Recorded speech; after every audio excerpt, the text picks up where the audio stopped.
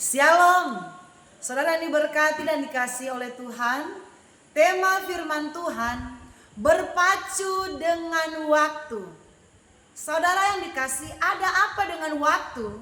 Sehingga di hari-hari ini kita harus berpacu dengan waktu. Mari kita akan melihat ayat Alkitab di dalam kitab Matius. Matius pasal yang ke-24, ayat yang ke-22. Saya akan baca untuk kita sekalian.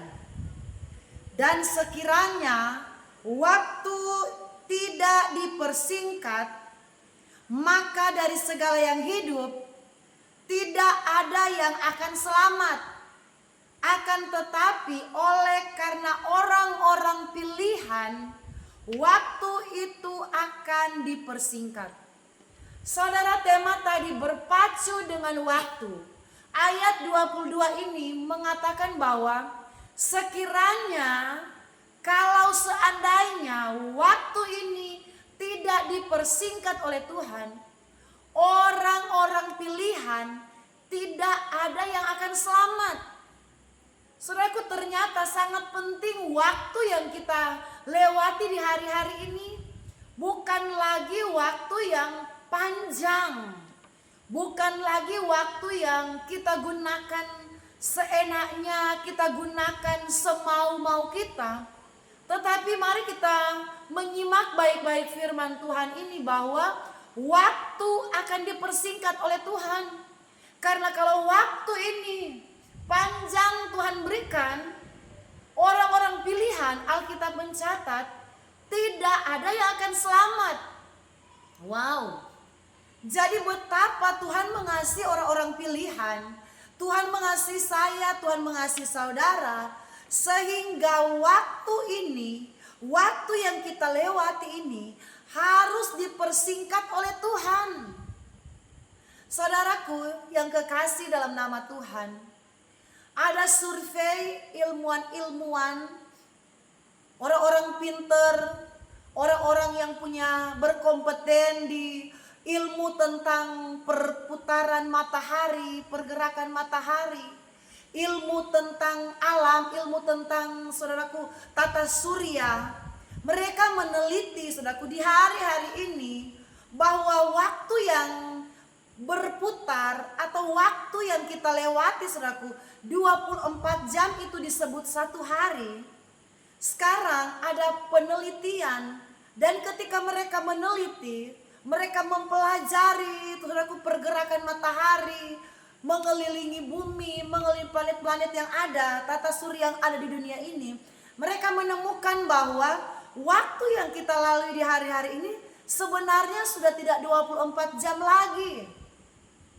Saya, saudaraku, ketika saya mendengar penyampaian dari ilmuwan tersebut, para ahli bukan hanya satu orang, ada beberapa orang yang meneliti, saudaraku, tentang bumi ini, tentang matahari, tentang pergerakan bumi ini. Itu menunjuk kepada waktu, saudaraku, yang kita lalui satu hari 24 jam. Ketika saya mendengar itu, saya tidak heran kalau memang sekarang waktu itu tidak 24 jam lagi. Ketika mereka teliti, mereka pelajari dengan baik-baik, saudaraku, mereka temukan bahwa waktu sekarang ini 1 jam hanya 1 jam. 1 hari, saudaraku, maaf, 1 hari itu didapati di hari-hari ini hanya 22 jam. Saudaraku, bagi secara logika kita sulit untuk menerima, saudaraku, hasil penelitian dari ilmuwan itu. Mengapa? Karena kita sepertinya biasa-biasa saja. Ketika kita melihat jam, saudaraku, 1 jam masih tetap 60 menit, saudaraku. Detik tetap sama. Tetapi, saudaraku, memang kadang-kala sulit dijelaskan, saudaraku, untuk kita dapat mengerti. Tetapi, saudaraku, kalau saya mencermati ilmuwan yang mengatakan hal ini, saya bertolak dari firman Tuhan yang kita baca. Sekiranya waktu tidak akan dipersingkat, orang-orang pilihan tidak akan selamat, dan kita melihat kejadian-kejadian di mana Alkitab mencatat akhir zaman akan terjadi peperangan, akan terjadi kelaparan, akan terjadi penyakit-penyakit sampar di mana-mana, gempa bumi di mana-mana. Saya tidak akan heran, saya percaya bahwa ini benar. Saya percaya bahwa apa yang ilmuwan teliti di hari-hari itu benar. Walaupun secara kasat mata kita melihat jam seperti kami ada di gereja kami ada jam dinding, waktu sepertinya biasa, berputar seperti biasa, tidak ada yang berubah. 1 jam tetap 60 menit. Tetapi saudaraku, coba saudara mencermati waktu yang kita lalui, sepertinya itu begitu cepat berlalu. Saudaraku, kami ketika bangun pagi, kami bekerja, beraktivitas, mengurus anak-anak, mengurus pelayanan, kami begitu merasakan bahwa sebenarnya waktu ini semakin singkat. Sampai-sampai kami berkata, belum sempat kami melakukan pekerjaan yang ini, belum sempat kami beres-beres rumah, belum sempat kami melakukan pelayanan yang ini. Saudaraku, maklum, di pastori kami tidak ada pembantu rumah tangga. Di pastori kami mengerjakan dengan tangan kami sendiri, mengurus anak, mengurus pelayanan, tidak ada istilahnya pembantu-pembantu, kami kerjakan sendiri. Saya dan Bapak Gembala, kami yang bekerja sendiri. Jadi kami terasa sekali berpacu dengan waktu. Bagaimana waktu itu, kami baru bangun pagi, tiba-tiba tidak terasa sudah siang, tidak terasa lagi sudah sore, tidak terasa lagi sudah malam. Cepat sekali waktu ini berlalu. Dan saya percaya saudaraku, waktu ini memang sementara dipersingkat oleh Tuhan.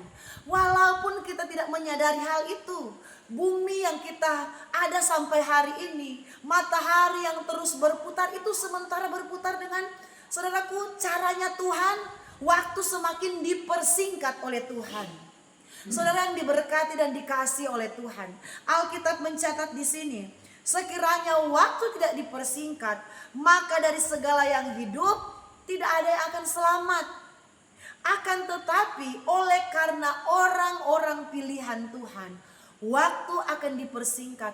Oleh karena Tuhan mengasihi saya dan saudara, waktu ini dipersingkat karena apa? Saudaraku, di hari-hari ini dosa ada di mana-mana. Kecanggihan teknologi membuat orang percaya, membuat manusia itu semakin dekat dengan dosa. Walaupun kita tidak menginginkan untuk berbuat dosa, tetapi saudaraku, di mana-mana saja dosa bisa datang dalam hidup kita. Kita bisa terjerat di dalam yang namanya berbuat kejahatan hanya karena melihat media sosial. Saudaraku, hanya karena melihat media sosial yang kita pegang setiap hari, HP kita, bisa menjerat kita untuk dibawa kepada dosa. Dan Tuhan tidak menginginkan orang percaya itu hidup di dalam dosa. Saudaraku, contohnya apa? Ketika kita buka HP, kita buka Facebook, kita buka TikTok, tiba-tiba muncul saudaraku gambar-gambar yang tidak pantas, gambar yang tidak senonoh atau pornografi yang ditampilkan dari apa yang kita lihat. Tiba-tiba kita melihatnya, walaupun awalnya kita tidak menginginkannya, tetapi ketika kita melihat, kita lihat lama-lama saudaraku, kita sudah berdosa lewat apa yang kita lihat. Dunia ini semakin sukar, semakin membawa orang-orang itu untuk berbuat dosa. Walaupun kita tidak ada niat, tetapi iblis mau membawa kita ini untuk hidup melakukan dosa. Sebab itu Tuhan berkata waktu ini harus dipersingkat. Karena kalau waktu tidak dipersingkat, orang-orang pilihan itu banyak yang tidak akan selamat. Oleh karena pengaruh kecanggihan dunia. Banyak orang, saudaraku, tidak lagi membangun doa dengan Tuhan. Karena saudaraku sudah lebih cenderung suka kepada media sosial. Dia sudah banyak waktu yang digunakan di depan HP daripada mengatur waktu untuk berdoa. Amin, saudaraku. Banyak waktu kita lalui, saudaraku. Kita lebih suka memegang HP kita, melihat hiburan-hiburan, saudaraku, di HP kita, daripada kita menyiapkan waktu untuk kita baca Alkitab. Jujur, saudaraku, banyak kali kecenderungan hati kita lebih suka berada di depan televisi melihat drama Korea.